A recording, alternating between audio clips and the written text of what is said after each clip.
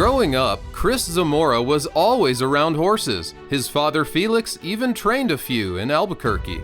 By the late 80s, Chris was winning regularly in New Mexico. He was adept aboard thoroughbreds as well as quarter horses. And it was that versatility that led him to a dozen riding titles in New Mexico. He dominated the Albuquerque and Santa Fe meets in 1988.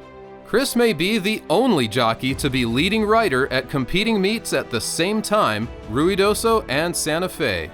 In 1990, he had the unique experience of winning a stake on Jet On By, owned and trained by his father Felix. Along the way, he married Jamie Tipton, whose father was also a trainer. Their successful family partnership carried over to the racetrack.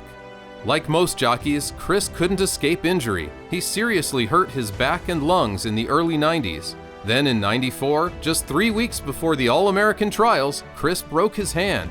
But it didn't stop him from enjoying the biggest day of his career. Off and running in the All-American Futurity.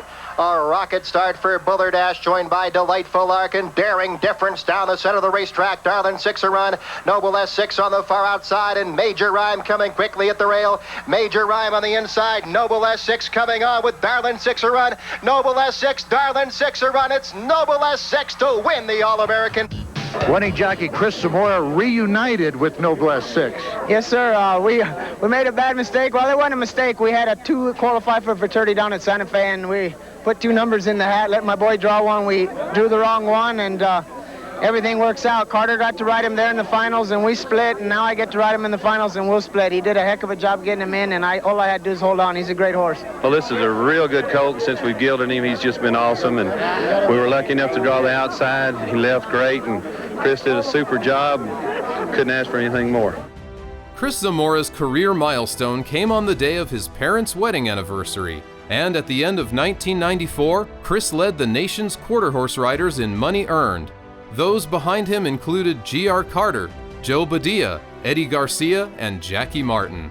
Chris's success in the saddle continued for several more years. Among his victories was the 2005 West Texas Derby on Deuce's Non-Negotiable, trained by his wife. He also enjoyed great success with one of his all-time favorites, Mike Abraham's Blazin N Shakin. It's a fair bet that Chris might be riding today, had he not sustained life-threatening injuries. After a brief comeback, Chris turned to training. As you would expect, he has been successful at that as well. His father Felix, for whom Albuquerque held a memorial race in 1995, would undoubtedly be proud. Chris absolutely loved race riding. He particularly enjoyed winning for the little guy and said he learned something on every horse he rode. There's also a lot to be learned from Chris Zamora. His toughness, perseverance, and dedication has earned him a place in the Ruidoso Racehorse Hall of Fame.